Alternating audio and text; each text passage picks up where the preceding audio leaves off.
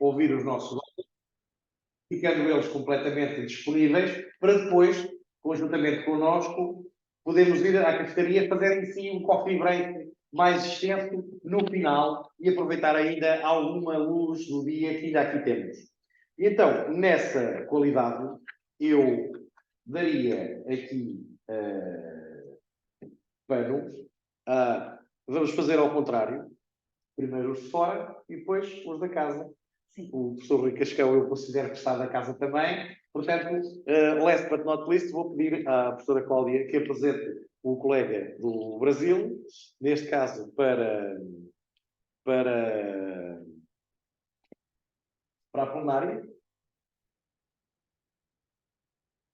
Ou é só o Rui? É só o Rui. O colega já falou, não é? Perfeito. Então, Rui, a sala é tua. Neste caso aqui, apresentar aqui o meu querido amigo, professor Rui Cascão, que neste caso tem que ser apresentado devidamente. Ele já é de Coimbra de todo sempre. No caso, já somos amigos e colegas da Universidade de Coimbra. Ele tratou-se melhor, portanto, está mais bem conservado, mas naturalmente do outro século da Faculdade de Direito da Universidade de Coimbra, onde a própria instituição nunca o devia ter deixado de sair. Não só porque é um fantástico colega, foi um brilhante aluno de Direito dos nossos cursos jurídicos e é um professor fantástico internacional.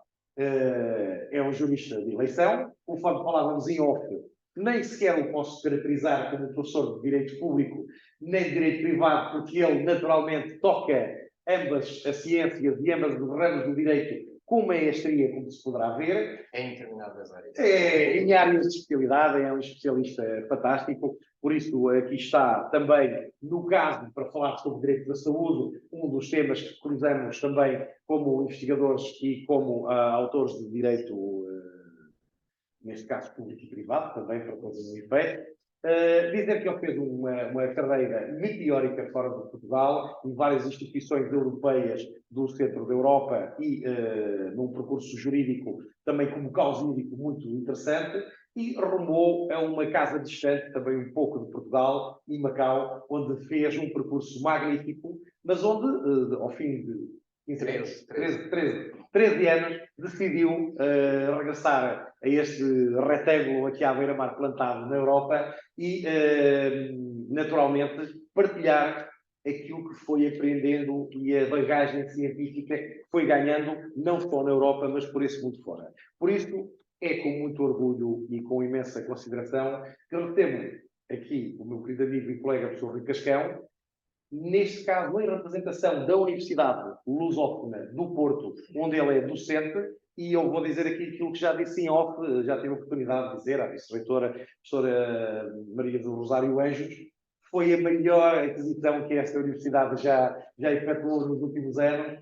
É fantástico que a cidade do Porto encaixa perfeitamente com o Rui, e eu tenho certeza que ela é muito feliz, e na universidade é o mais jovem professor de excelência e de qualidade daquela casa, com que eu colaboro também muito, mas onde estou certo que ele não só tem o gosto de ensinar, como levará a Universidade Lusófona para um outro patamar. Portanto, muitos parabéns, Rui. Regressado à tua Coimbra, neste caso ao Coimbra Business School, onde, como já tinhas confirmado também quando nos cumprimentámos na entrada, onde já tínhamos estado noutros eventos em anos diferentes. No ano passado, naturalmente, mas a equipa que está a ganhar não se muda, e então, para falar sobre direito à saúde, direito à integridade do ser humano e direito à privacidade, segundo a perspectiva do direito europeu, tudo matérias que ele domina e nos pode dar uma visão muito própria e de especialista, a sala é tua, para encerrar esta conferência plenária deste border crossing da Cátedra Jamoné, aqui no Coimbra Business School. Muito obrigado pela amável introdução. Queria só, portanto, que se me poderia... Compartilhar. Sim. Será que a gente vai conseguir?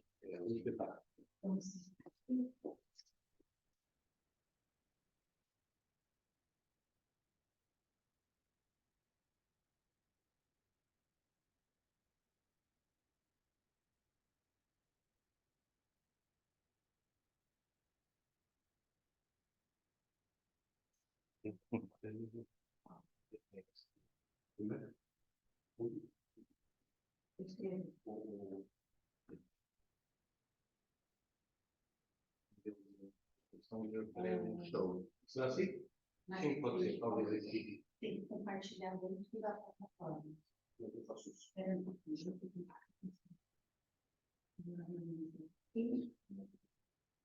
eu vou fechar isso aqui. Aqui, fazendo isso.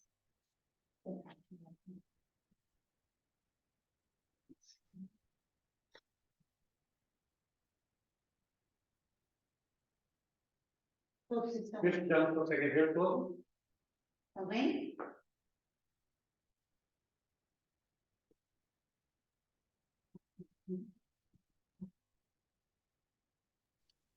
Está perfeita. Obrigado. Sentar aqui. Professor, Diga. vou passar os Sim, slides sim, do sim, senhor, sim, vou sentar agradeço, aqui. agradeço. Eu só vou pegar uma cadeira. Ora, muito boa tarde é um prazer estar convosco, quer aqui no Coimbra Business School, quer através das linhas hertzianas e através dos dados transmitidos por satélite, com uma presença em vários continentes. Agradeço, antes de mais, a amável e elogiosa apresentação. E agradeço também ao professor Fábio Veiga o convite que me endereçou no Porto, e é um prazer estar aqui entre vós. E, de início, vocês vão achar que isto aqui é uma salada de frutas muito grande. Direito à saúde, direito à integridade do ser humano, direito à privacidade e, ainda por cima, do ponto de vista do direito europeu. Ora, estamos aqui, o direito à saúde é um direito complexo. É um direito complexo e no direito europeu há uma perspectiva multinível. Há uma perspectiva de constitucionalismo multinível e de governação multinível.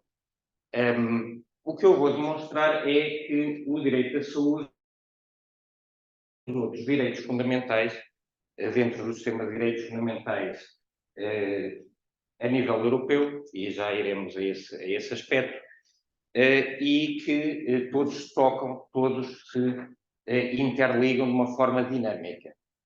Ora, o direito à saúde é tradicionalmente considerado, segundo a classificação de VATAC, um direito fundamental de segunda geração.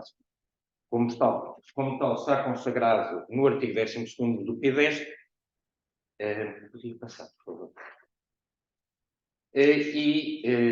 No âmbito do Conselho da Europa, que é um dos pilares do Sistema Europeu de Direitos Fundamentais e de Proteção dos Direitos Fundamentais, não está expressamente consagrado. No entanto, a jurisprudência do Tribunal Europeu dos Direitos Humanos tem protegido lateralmente o direito à saúde no âmbito da tutela de outros direitos consagrados na Convenção Europeia dos Direitos Humanos. Como diz Fátima Castro Moreira, a interseção óbvia é o direito à vida.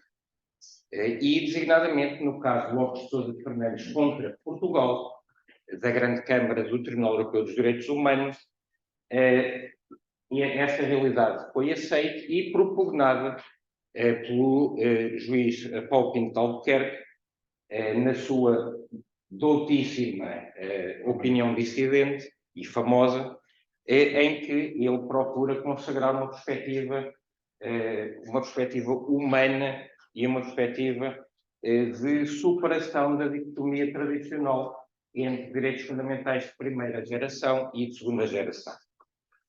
Está consagrado também no âmbito do Conselho da Europa, no artigo 11º da Carta Social Europeia e, mais concretamente, no artigo 5º da Convenção de Oviedo, relativa à proteção dos direitos do homem e da dignidade do ser humano face às aplicações da biologia e da medicina. Em Portugal, designadamente, está em vigor.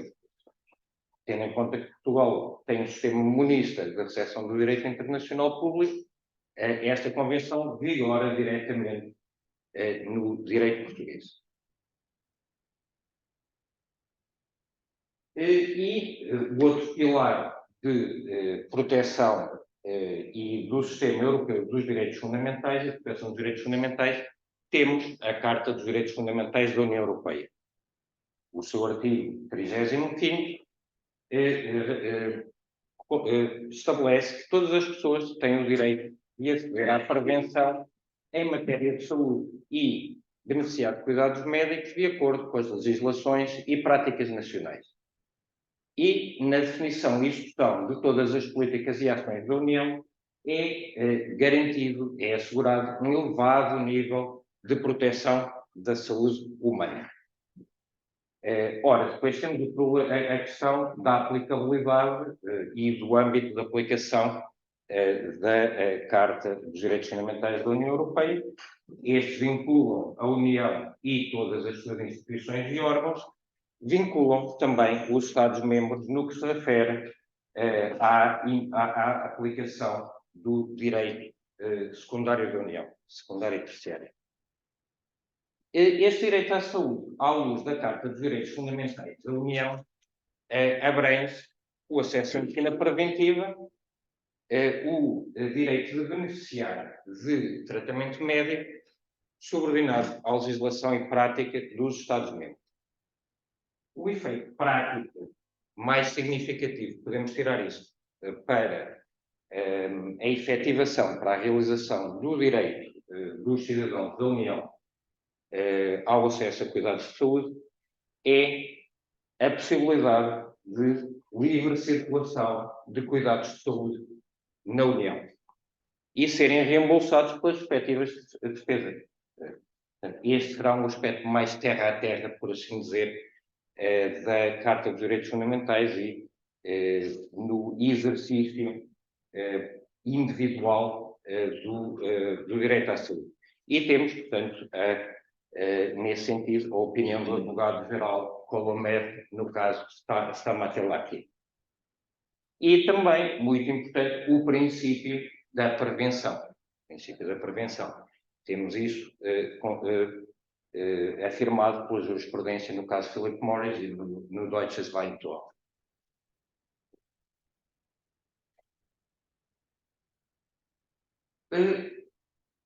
Se formos a consultar o artigo 3º da Carta dos Direitos Fundamentais da União Europeia, vemos aqui uma formulação muito elegante e muito moderna do direito à saúde, do direito à integridade do ser humano, que está intimamente relacionado com as aplicações portanto, do direito da medicina e da biomedicina, e fortemente inspirado pela Convenção de Oviedo, que foi celebrada sob a égide do Conselho da Europa.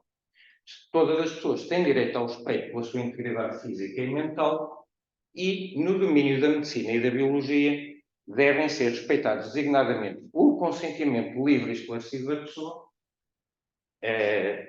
a proibição de práticas eugénicas, nomeadamente as que têm por finalidade a seleção de pessoas, e a proibição da comodificação de transformar o corpo ou partes dele em mercadorias, em fonte de lucro. E, finalmente, ainda a proibição da clonagem reprodutiva dos seres humanos. Ia passar, por favor. Quanto à clonagem, é uma questão que está, de momento, totalmente fora do mercado. Conhecemos a história da ovelha Dolly e não sei se alguém aqui já leu uma banda desenhada e depois houve um filme, o Ian Fox. Não é boa ideia. Já sabemos que, pelo menos, segundo o atual estado da tecnologia e da ciência, que seria algo muito pouco avisado. Temos também, portanto, questões relacionadas com a eugenia, que hoje em dia é um crime internacional, enfim. Bastante jurisprudência do Tribunal Europeu dos Direitos Humanos protegeu este direito à integridade do ser humano no âmbito do artigo 3º, proibição da tortura, penas e tratamentos humanos ou degradantes, mas também no âmbito do artigo 8º, respeito pela vida privada e familiar. E temos ali vários casos. Temos o caso, o Bogomil contra Portugal, que era, se não estou em erro, foi era droga, era um correio de droga, não é? Era exames forçados, o Vavrich, que é aquele célebre da vacinação, obrigatória, VC contra a Eslováquia, que era esterilização forçada de mulheres da comunidade cigana, portanto, comunidade de Roma. Aliás, pela observação que eu tenho feito do direito à saúde na jurisprudência do Conselho da Europa, o padrão de abuso relativamente à comunidade de Roma é fortíssimo. E ainda antes da Convenção, ainda antes da Carta dos Direitos Fundamentais da União Europeia, já era considerado princípio geral de direito da União, portanto, direito primário da União. Todo o direito secundário da União terá de ser interpretado à luz deste direito. E há uma forte influência da Convenção de Oviedo e tudo isto está ancorado no princípio da dignidade humana. Ou, como dizia o meu querido mestre de Introdução ao Direito e de Metodologia e Filosofia do Direito, é ineliminável, o professor Pinto Bronze, Fernando Pinto Bronze, é ineliminável dignidade ética da pessoa humana. Já não li isso há 30 anos. Portanto, e temos aqui toda esta influência. Há bocado viram-me a hesitar, é que eu pensava que este slide estava a seguir e, portanto, já estava a pensar nesse slide. Portanto, temos, por um lado, a questão da proteção da autonomia do paciente, que é um princípio, a meu ver, essencial. Isto afirmou também o nosso colega e diretor do Centro de Direito Biomédico da Faculdade de Direito da Universidade de Coimbra, André Gonçalo Dias Pereira. Temos a proteção da eugenia, que hoje em dia é crime internacional, foi usada e abusada durante o Holocausto e, mesmo em países com credenciais muito bem estabelecidas na área da proteção dos direitos humanos, como é o caso da Suécia, continuou a haver eugenia até a década de 60. Portanto, hoje em dia é proibido, é crime internacional, segundo o Estatuto de Roma.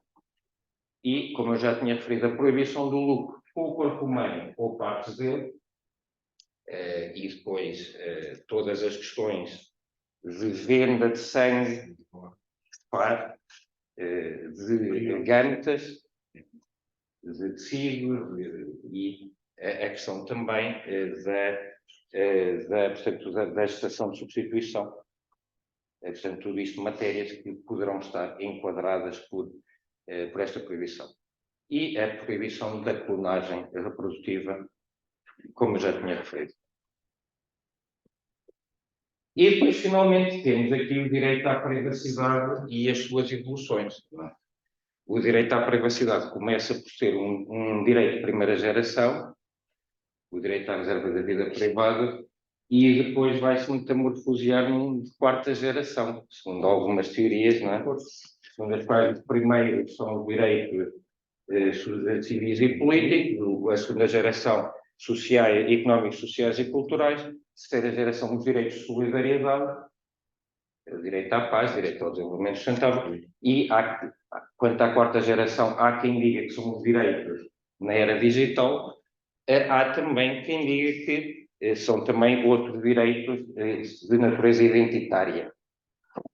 Direito de autodeterminação sexual, de autodeterminação de género, etc. Portanto, temos o direito à privacidade consagrado em vários instrumentos de direito internacional e de direito regional. Pode passar. E, como eu já referi, houve uma evolução deste direito à privacidade, que de início estava mais relacionado com buscas ilegais, aquilo que a polícia e a PIDE faziam antes do 25 de Abril, de entrar em casa das pessoas de noite, não é? Mas temos esta evolução no sentido de proteção dos dados pessoais. Temos isto em vários instrumentos de direito europeu, nomeadamente a Convenção 108 modernizada do Conselho da Europa, e que nos diz que o tratamento de dados deve ser proporcionado em relação ao objetivo legítimo prosseguido e refletir em todas as fases do tratamento um equilíbrio justo entre todos os interesses envolvidos, sejam eles públicos ou privados, e os direitos e as liberdades em causa. Portanto, e há vasta jurisprudência do Tribunal Europeu de Direitos Humanos ao abrigo do artigo 8º, portanto, direito à vida privada e familiar. Em alguns destes casos havia, por exemplo, pessoas a quem tinha sido diagnosticado o vírus da imunodeficiência humana e isso depois aparecia nos jornais. Não salvo o caso num daqueles da outono. Também, na Carta dos Direitos Fundamentais da União Europeia, o artigo 8º refere que todas as pessoas têm direito à proteção dos dados de caráter pessoal que lhe digam respeito. E esses dados devem ser objeto de um tratamento leal.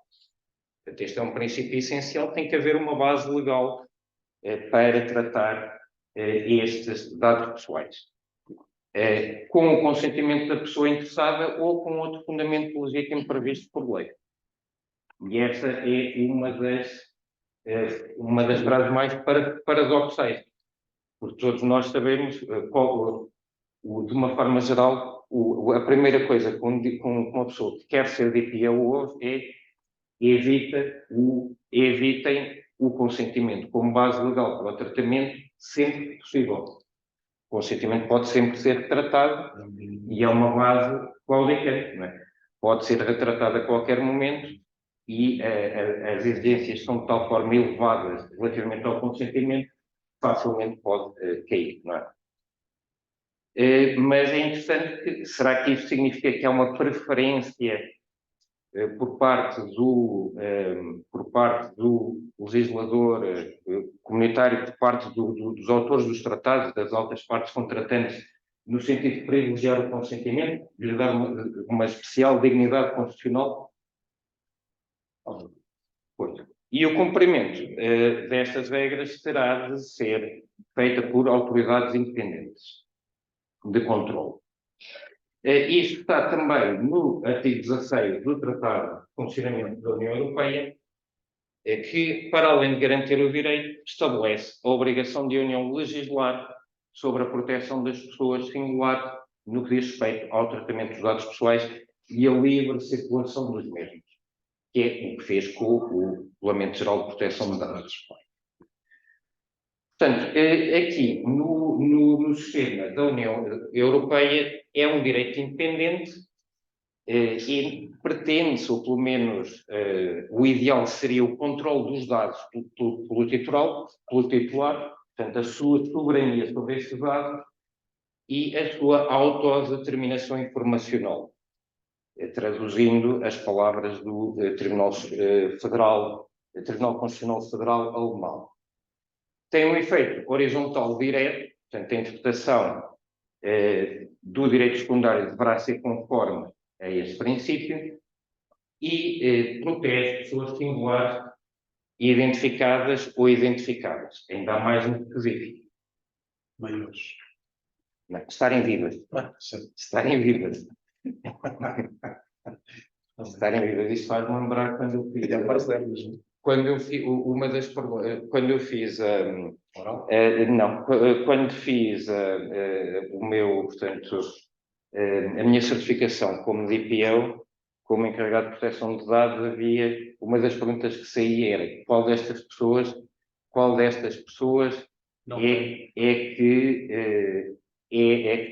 pode ser protegida pelo RGPD. E estava acho que Hitler, estava Napoleão, estava Dalí e estava Donald Trump.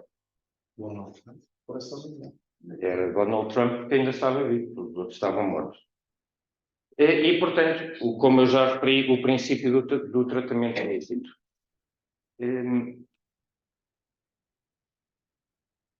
Já estamos, penso que relativamente perto do fim.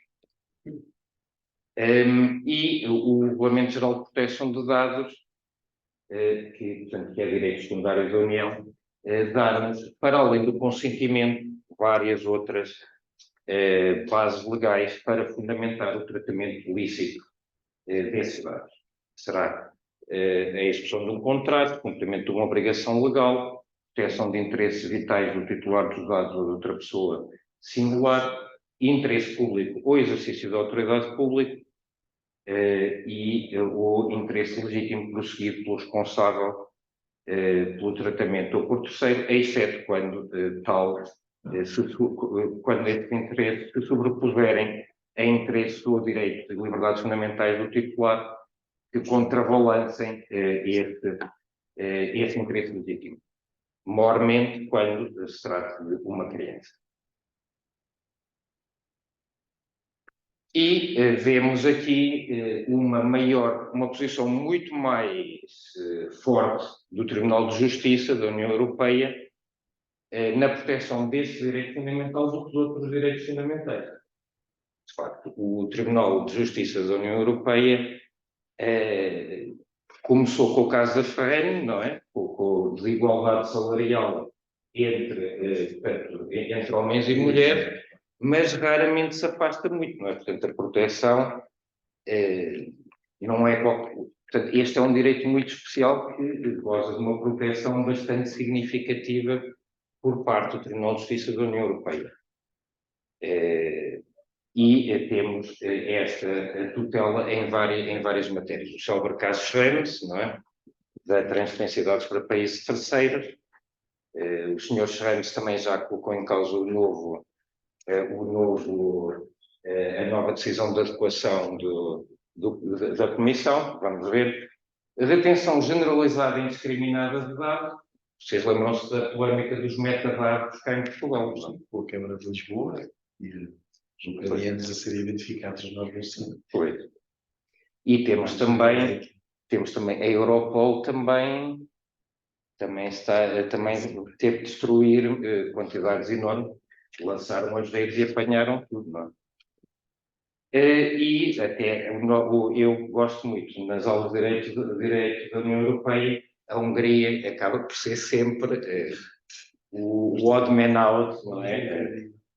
E temos também já cá a jurisprudência relativa à Hungria por falta de independência efetiva da autoridade de controle. E o direito ao esquecimento, o Google Spain, não é? E portanto, porque é que eu falei tanto sobre dados pessoais? Porque isto é essencial para a saúde nos dias de hoje. Não é? Por um lado, os dados relativos à saúde de uma pessoa singular são considerados categorias especiais de dados, à luz do artigo 9 do RGPD. São dados pessoais, portanto, que são altamente sensíveis e cujo tratamento pode colocar riscos bastante significativos às liberdades fundamentais dos titulares dos dados. Pensem uma pessoa que tem problemas de saúde e imaginem isto a ser descoberto pelo seu empregador, pela sua companhia de seguros,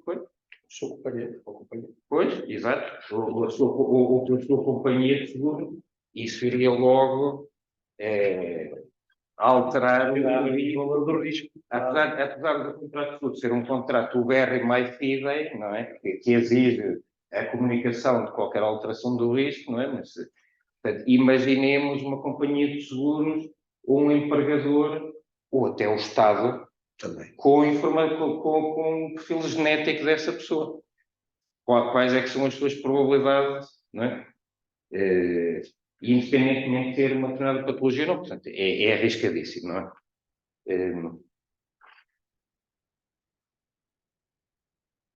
Portanto, há um crivo mais apartado. Portanto, não vale a pena estar a repetir isso é concebido e bastará ver, portanto, o crivo é mais apartado e muitas vezes acabamos por ter que recorrer aqui ao interesse público no domínio da saúde pública. Foi o que se fez a propósito da Covid, não é? extrapolado sobre o constitucional direito. Sim. Ao Estado. Portanto, mas aqui temos interesse vital do titular dos dados, interesse público importante, necessidade para efeitos de medicina preventiva ou de trabalho, interesse público no domínio da saúde, designadamente a proteção contra ameaças transfronteiriças graves contra a vida ou a saúde, ou assegurar padrões elevados de qualidade e segurança nos cuidados de saúde. Isso foi utilizado para permitir muito tratamento de dados pessoais para as vacinas, para a investigação científica, para desenvolver as vacinas, para desenvolver os tratamentos, e também a necessidade para fins de arquivos de interesse público, fins de investigação científica ou histórica e fins estatísticos. Portanto, isto, sim, pode passar, muito obrigado. E entre aqui, já nas conclusões, uma delas eu já tinha colocado como isto logo no início da minha comunicação, que é este relacionamento dinâmico entre direitos fundamentais, que são complementares e inscindíveis, não é? Isto vai mais uma vez no esteiro daquilo que o professor Paulo Pinto de Albuquerque tinha já referido, não é? Na sua jurisprudência pro persona, que estes direitos são inscindíveis. Acaba por ser um bocado jogar com as palavras, dizermos que os direitos de primeira geração são verdadeiros direitos porque são diretamente vinculativos e que os outros não são verdadeiros direitos fundamentais porque exigem realização. Não obstante essa realização ser uma obrigação de resultado, não é? De resultado dependendo dos meios. Fazendo aqui parafraseando o de Moog, mas... e, portanto, o direito à integridade do ser humano está intimamente ligado ao direito à saúde, ao direito à vida, ao direito à privacidade e proteção de dados pessoais de saúde, ou genéticos, ou mesmo biométricos, e ainda com outros direitos. Pensemos no direito à informação e educação, designadamente a questão da literacia em saúde, que foi aqui tratado o ano passado. Foi o Dr. Eduardo Dantas, correto? É a liberdade de pensamento. Pensem, por exemplo, o caso das testemunhas de Jeová. Pensem no caso das testemunhas de Jeová e muitas vezes transfusões forçadas de sangue. Não estou a colocar, portanto, não estou aqui a fazer uma avaliação, uma ponderação dos bens em causa, mas tive uma conversa muito interessante em Vilnius, na conferência da Organização Mundial de Direito à Saúde, com um advogado finlandês que era o representante das testemunhas de Jeová na zona báltica. Portanto, até a liberdade de pensamento e de consciência religiosa e de religião acaba por se relacionar intimamente com a saúde. Portanto, os direitos das crianças, idosos, pessoas com deficiências, o direito a um processo equitativo, não é? A velha questão da negligência médica e o caso Lopes Fernandes, não é? Que demorou 12 anos a ser investigado. E o direito a uma boa administração, portanto. Estes estão em trânsito, são direitos que são mais, imaginemos o indeterminismo, portanto, estas partículas, imaginemos os direitos como partículas que são constantemente agitadas e a interagir umas com as outras. E temos ali um dos meus livros preferidos, o Admirável Mundo Novo, do Aldous Huxley, Utopia ou a Distopia, e temos novos desafios na alvorada do Admirável Mundo Novo.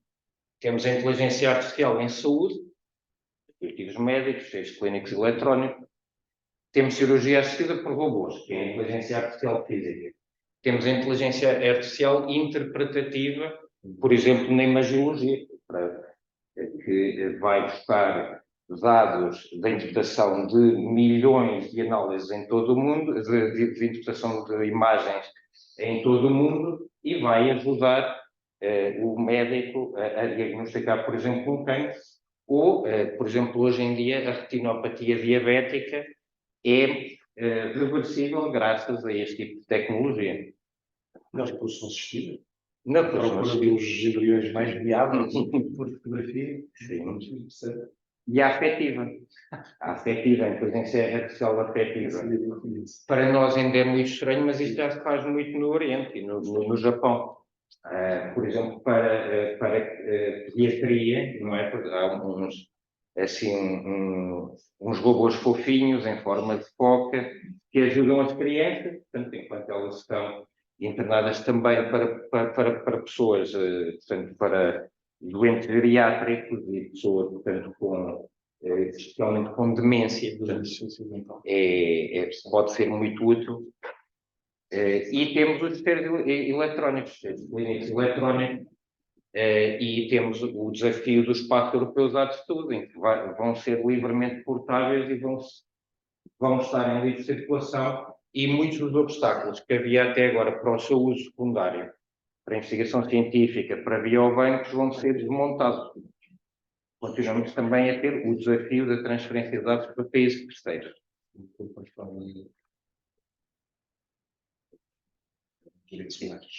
Exato. Os riscos do admirável mundo novo. Nem tudo é bom. Temos riscos, temos desafios. Não podemos ter demasiado medo dos riscos, mas também não podemos ser demasiado otimistas relativamente aos benefícios. Portanto, há um risco que isto acentue as desigualdades no acesso a cuidados de saúde. Mesmo porque já sabemos à partida que os dados utilizados para treinar os algoritmos que sobre-representam determinados estratos demográficos das várias sociedades. Portanto, temos novos riscos tecnológicos para a vida e para a integridade física dos pacientes.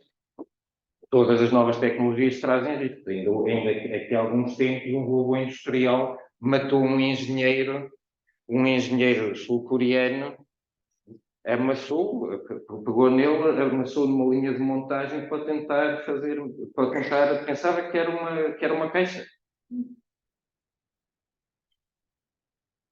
Portanto, há riscos em tudo. Temos riscos que derivam do tratamento ilícito de dados, quer a violação de confidencialidade, quer a sua integridade ou correção, pode depois perpetuar. Portanto, se o algoritmo estiver treinado com dados que não sejam corretos, isso poderá ter mais consequências em termos de qualidade da prestação dos cuidados de saúde. Se tiver segurança, tentem procurar no YouTube, não sei se ainda estará por lá, uma senhora a fazer o hacking do próprio pacemaker em 5 minutos. Imaginem o risco. Uma vez já houve vários hospitais a ficarem totalmente bloqueados, todas as máquinas por incidentes de ransomware. Acontece, são até alvos privilegiados de ataques informáticos. E todo o hospital fica paralisado. E cada vez mais há uma dependência deles e o hospital não tem os médicos que não pagaram o resgate. Há consultores até especializados nisso. E há o risco, como já foi salientado pelo Conselho da Europa, há um relatório do Conselho da Europa, isto pode desumanizar a relação entre o prestador de cuidados de saúde e o paciente.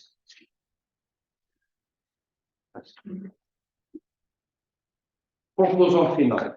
Como evitar a distopia? Isto, obviamente, são algumas pequenas reflexões, não é?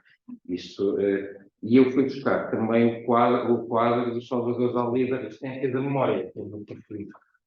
E isto tem um motivo. Mais uma vez, o professor Fernando Pinto Bronze, nas suas lições, ele comparava um mundo governado por um modo de racionalidade estratégica com o que seria a presença da memória do Dalí. Mas, portanto, temos também que resistir, temos que continuar a ter um modo de racionalidade axiológico. Não podemos perder a axiologia da nossa perspectiva. Por muito tentador que seja o modelo da racionalidade estratégica, temos sempre que ter, como dizia o von Ehren, num lado que está a espada, que assevera a justiça, do outro lado está a balança que pesa os direitos. E temos de tomar a sério a proteção e a realização dos direitos fundamentais de uma perspectiva holística, isto já foi referido hoje. E a perspectiva para a persona mais fraterna e solidária do direito à saúde e o seu efeito útil no contexto dos direitos humanos.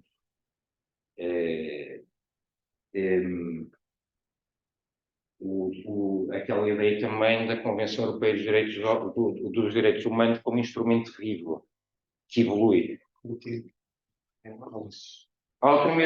princípio da autonomia do paciente deve ter um papel central, deve haver uma autonomia que possa ser levada a sério. É necessário aumentar a literacia em saúde. Exatamente. E haver opções, isso aqui é um bocado mais político, mas haver opções políticas equilibradas, ponderadas, transparentes e participadas, que permitam a inclusão de todos e beneficiem toda a sociedade. É importante, no entendimento, travar os populismos e os extremismos, promover-se um crescimento económico e social sustentável que beneficie toda a comunidade. Nós já vemos em marcha toda a máquina de lobby em Bruxelas no sentido de defender os interesses das .com. Há um livro muito interessante que é de um lobby a favor da transparência que há em Bruxelas, que é o Lobby Planet Guide to Brussels, que é como fazer lobby, como é que se faz lobby e por que formas, como é que se faz lobby, onde é que se faz lobby, e é assim um guia turístico de Bruxelas para os lobbyistas. Deve haver sempre um princípio de precaução e de avaliação de risco. Isto parece ter chegado à versão final da proposta do regulamento de inteligência artificial. Aparentemente houve um acordo no triálogo, não é? Em princípio, se não houver um voo que faça a última hora, portanto, a estrutura complexa da avaliação de risco irá, portanto, passar para a versão final e concluo ao sugerir muito fortemente que não se deve abdicar do controle humano sobre as novas tecnologias, especialmente sobre as inteligências artificiais. E com isto agradeço a vossa atenção nesta hora tardia, agradeço estar aqui e agradeço, portanto, a hospitalidade do Coimbra Business School e, mais uma vez, muito obrigado.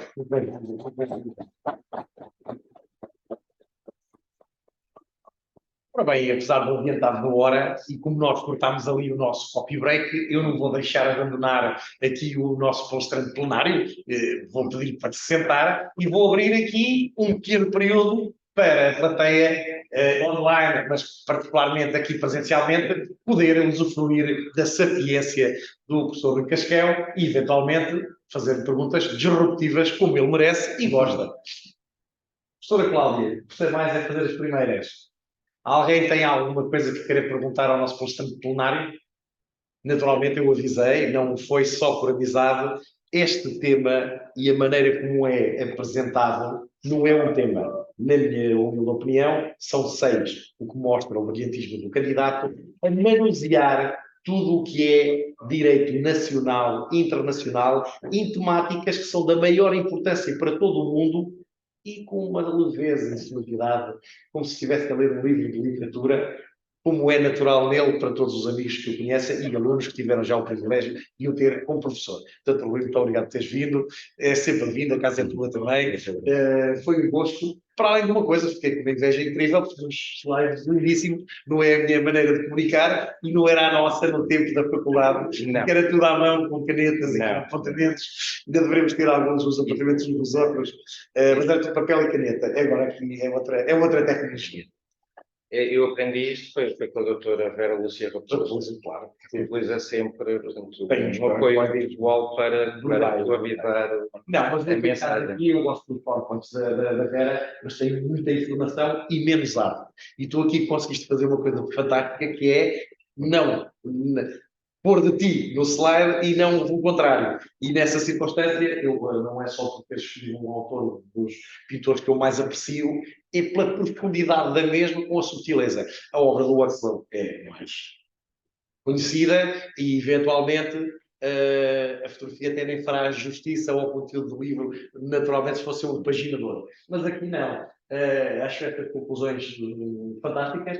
Fossem assim, aquelas que a gente tem que avaliar nos tribunais, aqui nas bancas de final de curso ou de mestrado, que nos vai calhar agora até ao final do mês, seria fantástico. Portanto, se ninguém tem coragem de iniciar, eu não vou perder a oportunidade de estar aqui sentado para fazer uma disrupção, eventualmente, não sei se boa ou não, que é direito à saúde, direito à integridade do ser humano, direito à privacidade e a perspectiva do direito europeu e das políticas públicas e do custo das políticas públicas. Sem ser de mau gosto, tens alguma apreciação na ótica científica destas matérias que aqui nos trouxeste? Da questão das gêmeas, a questão, não sei se os nossos caros amigos estão conhecedores de uma tomada de decisão dos serviços públicos de saúde, em que foi ministrado um medicamento raríssimo e que ainda não tem muita experiência na utilização europeia em geral e em Portugal particularmente, e que terá sido ministrado a duas gêmeas que usam portuguesas ou usam brasileiras, se entenderem, se isso tem alguma interferência na ótica da dignidade da pessoa humana e do acesso ao Estado, portanto, ao SNS, ao Serviço Nacional de Saúde, para nacionais e todos os outros que estejam cá a morar, como é o caso das gêmeas, que mesmo que não fossem portuguesas, seriam seres humanos e, por cima, crianças, compaginado com o direito e custo do medicamento. Porque com a vida velha e a eficácia do mesmo para a problemática em questão, porque estamos a falar de um medicamento que custa 1 milhão de euros, per capita, portanto seriam 2 milhões para as duas gêmeas, penso eu, se não estou a equivocar, e objetivamente é ainda em avaliação, portanto é um medicamento de teste ainda não perfeitamente comprovada a sua posologia e a sua utilidade clínica, sendo que tudo tem um custo e naturalmente a questão é direito ao acesso à saúde, direito dos nacionais da União Europeia ou quaisquer outros, xenofobia ou não, pelo facto de não serem do continente europeu, ou isso não tem qualquer relevância.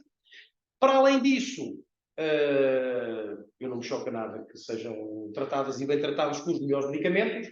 A questão é que Portugal está numa espécie de uma pré-bancarrota e terá ou não capacidade de fazer isso, e se vierem mais gêmeos nacionais ou não, como é que deve gerir isso? As políticas públicas devem intervir nessa matéria ou não? E outra circunstância específica, estamos a falar de dados sensíveis de saúde, comunicados direta e abertamente na comunicação social, sem nada por presidentes da República portugueses, por Ministério Público, por outros ilustres magistrados e outros comentaristas jurídicos e professores, e ninguém diz nada sobre o assunto. E nessa circunstância, eu gostava de te perguntar qual é a tua opinião, naturalmente a política e científica, sobre esta polémica natalícia, mas que na realidade compagina o que é o direito à saúde, o acesso à integridade e ao bom tratamento de saúde de todo o ser humano, seja nacional ou não, o limite do SNS, os médicos estão, como sabem, a fazer greves porque não aceitam o pagamento das horas extraordinárias. Eu não faço ideia se 1 milhão ou 2 milhões faria diferença, mas com certeza faria alguma diferença. Isso tem alguma relevância, as políticas públicas, e depois todos assinamos, todos pactamos com o RGPD, mas, pelos vistos, não serve para nada, porque estamos a falar de dados clínicos de hospitais oficiais do Estado português, altos dignatários guardiões da Constituição, os mais altos representantes do país, e no Jornal das 8, das 9, das 10, no comentário do Marcos Mendes, a toda a hora, quando viram a férias, estão a ser devassados os dados de saúde, esses dados especiais, esses dados sensíveis, daquelas duas géneros. Portanto, eu não tinha... Gosto de saber as contas públicas, gosto de saber a transparência, gosto de saber se há fraude à lei, mas não tenho que saber nada qual é que é o tratamento que é aplicado a duas gêmeas minhas ou qualquer outra pessoa, sendo que isso ou é uma decisão médica e clínica ou é uma decisão política. E eu penso, aqui adiantando só também algum espaço para tu respirares um pouquinho, penso que a decisão política é das políticas públicas, mas depois a decisão dos tratados internacionais de direitos humanos foi solicitada por aquelas. São duas crianças humanas, têm necessidade ou não daquele medicamento, ele tem ou não eficácia, justifica-se o risco, utilidade. Se justificar, não vejo dificuldade nenhuma na resposta. Vejo na devassa da vida privada, dela própria e da família, e acrescido àquelas cadeiras elétricas que eu não percebi qual é a lógica, para que é que são, para que é que foram compradas, se eram necessárias, porque é que as próprias não as levantaram, e ainda mais porque é que isto está a ser discutido na comunicação social e não na intimidade dos gabinetes clínicos, se assim, ou políticos, se assado. Sim. Peço desculpa pela provocação, mas não queria deixar de fazer. Acho que é da maior oportunidade científica. Muito obrigado. É uma questão interessantíssima e que suscita toda a complexidade e ainda mais a questão, portanto, de como é que se harmonizam os direitos, não é? O direito à informação, o direito à liberdade de informação, etc., com todos os outros. Já temos isso no segredo de justiça em Portugal, não é? Como é que se deve harmonizar o direito à liberdade de informação e à liberdade de expressão com a investigação criminal, com o segredo da investigação criminal. Aqui será também, portanto, a questão será saber será que há verdadeiramente interesse público ou não. Há questões também muito interessantes do ponto de vista da indústria farmacêutica e da forma como as patentes são protegidas, da forma como os produtos são introduzidos no mercado, especialmente quando ainda estão em fase, portanto, em que ainda não há uma aprovação definitiva. Portanto, não é o Estado que controla o valor, é sim o produtor que diz isto está em promoção, vai custar X, quem quer paga, quem não. Há uma negociação que é feita pela EMA, que é feita pelo Infarmed, que é assumindo determinada quantidade de doses, não é? Se bem entendi, aqui há determinados acordos, ainda a nível do produto em desenvolvimento, com a produtora, com a farmacêutica, no sentido de haver uma distribuição do risco, tendo em conta a eficácia. Portanto, se não for eficaz no caso concreto, que depois o valor devido ao laboratório será menor. Pelo menos, segundo... Portanto, é reversível. Portanto, o valor pago, se não tiver utilidade para o paciente... Penso que não totalmente, mas há um mecanismo de perequação. Correto. Que é uma coisa que tem muito interesse científico em ser falado, pelo menos para nós da investigação da área da saúde e da bioética e do biodireito, e que está totalmente afastado, e infelizmente para todos nós não este que é auscultado como vamos lá ver, como cientista dessa matéria, porque isso é uma matéria que tem, isso sim, muito interesse público. Aqui também é outra questão, que, pelo menos de acordo com os dados que temos pelos mídias, não é? Pois. E também, se estivermos à espera que haja uma investigação completa disto, provavelmente vamos esperar 10 anos ou uns ou dois, como foi no caso do Lopes Fernandes, não é? Infelizmente é assim, também os recursos são escassos na saúde, são escassos também na justiça. Uma questão interessante é se de facto se havia uma violação do princípio da igualdade, no caso das gêmeas, relativamente a outras pessoas que não teriam tido a alegada disponibilidade, a alegada facilitação de acesso. Aparentemente havia outras 33 crianças também que queriam usar o medicamento? Sim, a qual já tinha sido autorizado. Mas que não foi utilizado. Depois, os detalhes concretos, portanto, como disse, sobre isto pelos mídias. E depois há de facto aquela questão da realização do direito, que está limitada pelos meios. Não é? O ideal é que não haja retrocesso. Que não haja retrocesso social, não é? Mas o que é facto é que a realização não deixa de estar subordinada aos meios, não é? A existência condiciona, a realidade condiciona, a existência condiciona a realidade, não é? Isso é concebido e, de facto, há os QALYS, não é? Que são os Quality Adjusted Life Years, não é? Que são utilizados para aferir se um determinado tratamento deve ser administrado ou não. Daquela pessoa com aquela idade, com aquelas probabilidades. No fundo, isto pode parecer muito duro, muito cruel, não é? Mas o que é facto é que a vida humana tem um valor, nem que seja um valor atuarial. Há um cálculo atuarial para a vida humana, que será o CALI, não é? No caso do tratamento dos cuidados de saúde médica, será o valor de um carro de gama média alta, se for, por exemplo, uma indenização por acidente de viação, não? Às vezes pode ser nesse sentido, não é? Obviamente que isto é um caso duro, mas infelizmente é assim, em França aos barrenos, não é? Portanto, e é medido consoante a riqueza do PIB de cada país. Portanto, nós estamos aí no fundo da tabela. Supostamente. Agora, a questão, de facto, é um problema, é um dilema bastante complicado, e penso que deve haver mecanismos objetivos de perequação, nomeadamente o escalo, e agora, se formos a ver, portanto, se aquilo, efetivamente, se houver uma chance Alta de melhorar. Alta, tendo em conta o previsível, portanto, a longevidade, não é? Portanto, não estamos a falar de um tratamento fútil a uma pessoa com 98 anos que, como não queria viver mais do que uma década na melhor das hipóteses. Obviamente que isto, será que há aqui uma desumanização? Será que há uma violação do núcleo essencial do direito à dignidade humana? Portanto, mas obviamente que isto na teoria é uma coisa, na prática acaba por ser mais duro. Mais difícil. Mas agradeço a questão, penso, não sei se respondi. Perfeitamente. Mas, é multifacetada e a resposta também foi.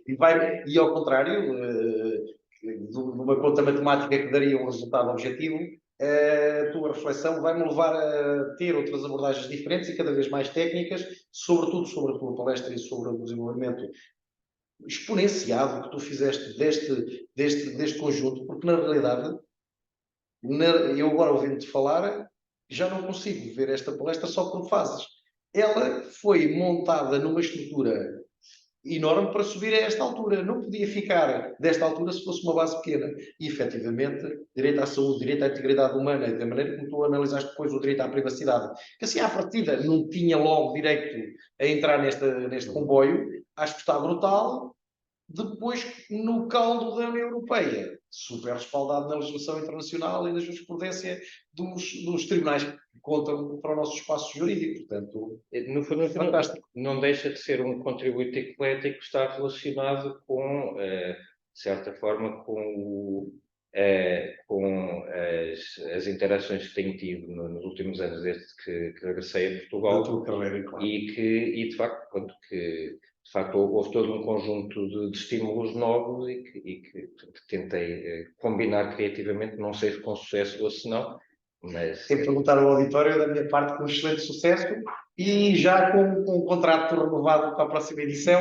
Se não for aqui, já desafiámos a professora Cláudia Loureiro na Universidade da Uberlândia no segundo Border Crossing, portanto, à partida da Cátedra Jamoné, e esperemos que neste caso já com a Cátedra Portuguesa também, já agora em terras de Veracruz. Até porque a Daniela Serra Castilhos, apesar de ser professora do IP Leiria, também é natural do Brasil, portanto faz todo sentido. Sempre vai a casa ver a família e parece-me muitíssimo bem. Aliás, ela é minha colega também em Leiria. Em Leiria, no IP Leiria. Bem, auditório, é aquela hora do café, é toda a gente que está na tela online, nesse mundo todo. vou convidar para podermos fazer a fotografia final do fecho aqui destas atividades. Basicamente, toda a gente que está aqui no auditório presencialmente, em particular aqui a minha coordenadora e diretora deste projeto, e pessoas que esperam naturalmente como para final, fechamos com um chave de ouro este magnífico dia de trabalho. Amanhã há mais. Eu vou tentar fechar aqui. As pessoas têm publicado isso aí. Exato. Este ainda não está publicado. Estou escrevendo um artigo. Referimos a toda a gente e as nossas coordenadoras, projeto e magníficas diretoras de mesas de trabalho que peço com toda a gente que está online, posso ligar a vossa câmara para que pedimos aqui a alguém o cuidado de poder tirar uma fotografia oficial do dia 2 e, naturalmente, amanhã, que se ligar ao trabalho, conforme está agendado, salvo erro, às 3 horas de Portugal e ao meio-dia do Brasil. Ora bem, não sei quem é que vai ficar com a... Pode ser, sim, faz favor.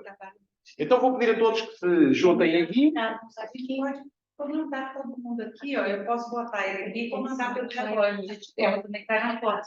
É melhor. Então vamos fazer pelo primeiro. Ela vai fazer, depois já fazemos isso. Vou pedir a todas as pessoas que estão em casa que possam ligar a vossa câmera também para saírem nesta imagem para a posteridade. Doutora Cláudia, faz favor de se situar. Apanha a tela, senão tem que ser um bocadinho mais para trás. Apanha toda a gente? Está pegando o pessoal da televisão? Tá, só que tem várias câmeras fechadas. Aí. Ah, tudo bem. Tranquilo. Muito obrigada.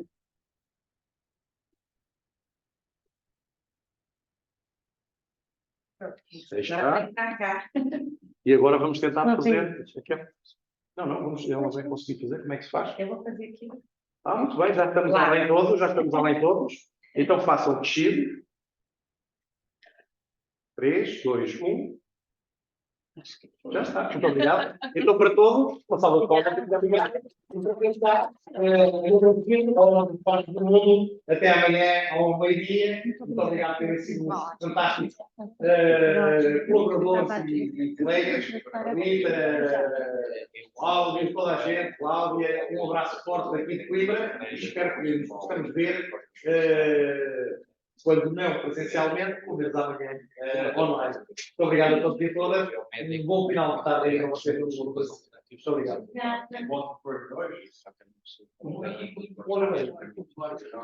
Tchau.